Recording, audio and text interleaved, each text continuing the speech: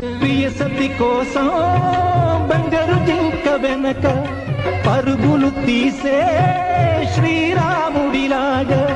ఇంతటి శ్రమ ఎందుకే చిలక ఆమెకు ఇష్టమై కానుక ఇచ్చి మురిసినాడట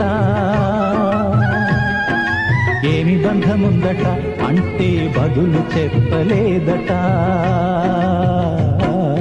ఇంత కదా ఈ జంట కథ వింత కదా ఈ జంట కథ మూన్నాళ్ళేనా మూడు ముళ్ళ బంధం ఏడడుగులతో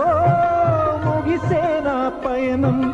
అగ్ని సాక్షికిదేనా అర్థం